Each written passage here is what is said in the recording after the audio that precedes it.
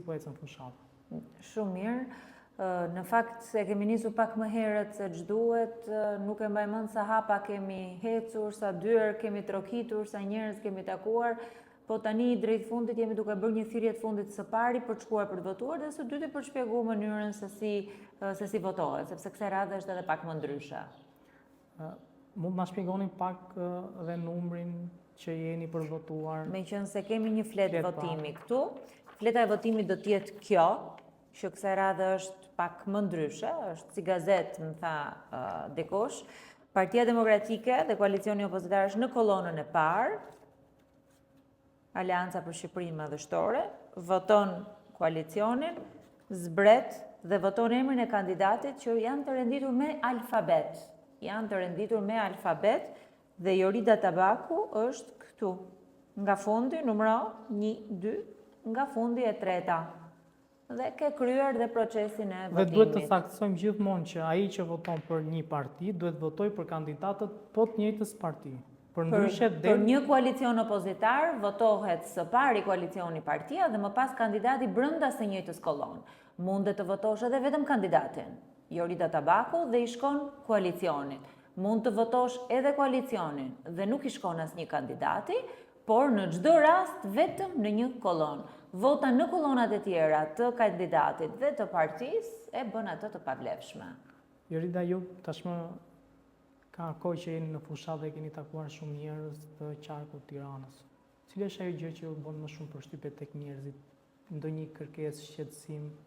Shiko, ka shumë shqetësime, ekonomia është kryesorja, ne nuk pretendojmë që t'i zgjidhim gjitha shqetësimet që kanë njerëzit brenda një fushate.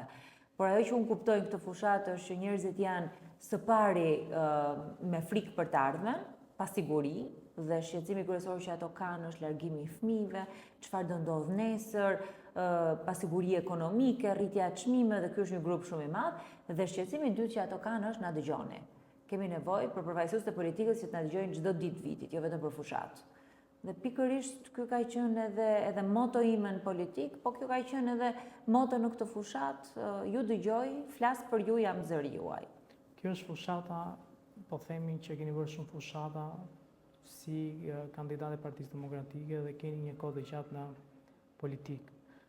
A ndjeni ndonjëherë, po themi, e surprizuar nga po të njëjtat kërkesa që ju mund keni pasur para 20 vjetësh, 15 vjetësh? Po kjo nuk duhet jetë surprizë për mua, kjo duhet jetë surprizë për politikën, që njerëzit akoma në 2025 kërkojnë ujë, kërkojnë rrugë, kërkojnë energji elektrike, kërkojnë sigurinë në shkolla, kërkesat të cilat vinë nga qytetarët vinë nga nevojat paplotësuara.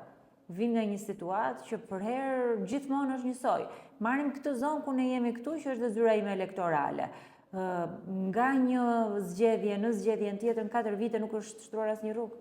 Nuk ka pas absolutisht asnjë lloj ndryshimi, asnjë ndryshim. Dhe kjo sigurisht që është jashtëzakonisht shumë shqetësuese. Dhe nuk lidhet me njerëzit, kjo lidhet me politikën. Çfarë bën politika për njerëzit?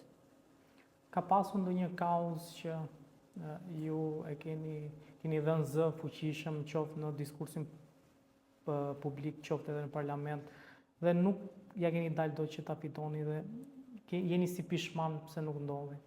Ka shumë gjëra që unë i kam dhënë zë gjatë viteve të mia në politik, po një gjë të siguroj, çfarë kam nisur kam çuar deri në fund.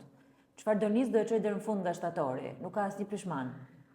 Kur ta kthej kokën pas, kam beteja të fituara që sot me njerëzit dhe me qytetarët pikërisht këtë më thonë, kur ne nuk kishim mundësi, profesionistë e lirë çovën gjykatë kushtetuese dhe fitova.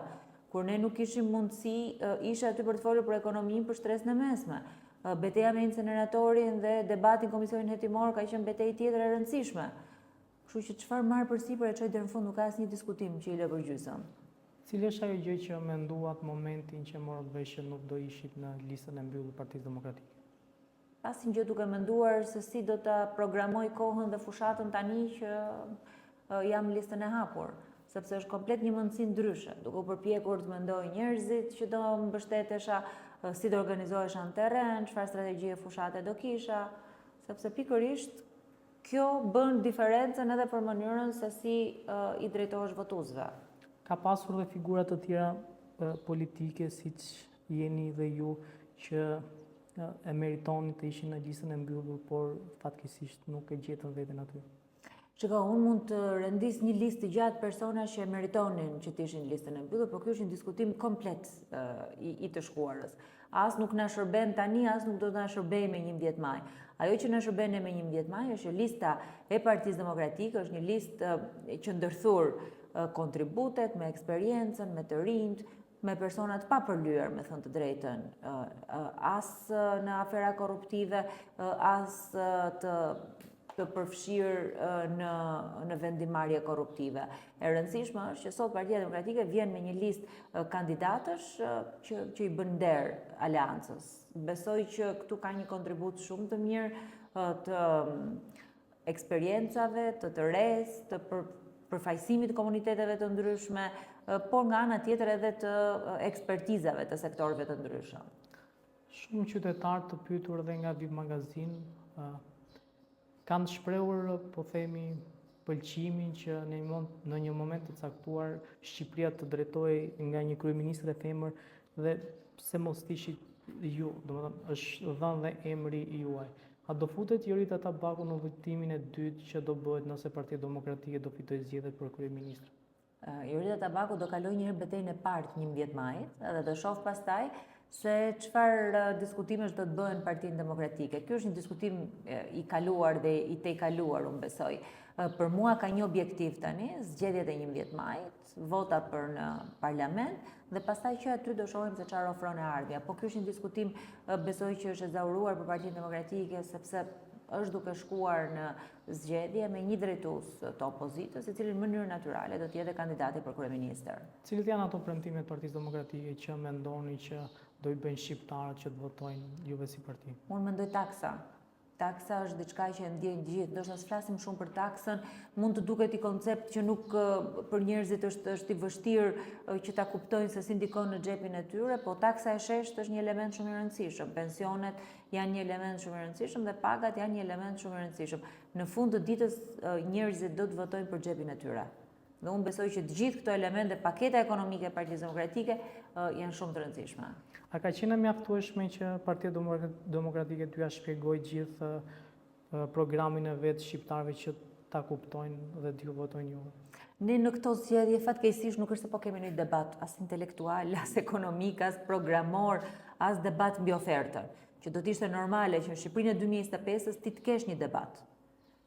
Por duke qenë se ky debat mungon, kjo ndodh në mënyrë ndoshta individuale, ndodh në për studio televizive, vetëm nga një palë, sepse pala tjetër fatkeqësisht nuk është.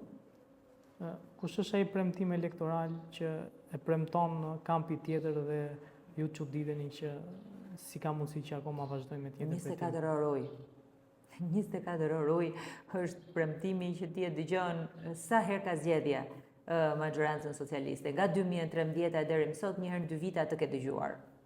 Sa e vështirë është për politikanët gra që të jenë në një ambient si Shqipëria ku politika nuk është se bëhet shpesh me artikulim, me ide dhe me, po themi, premtime, por bëhet non-rrogos, me të fortë, me blerje votash.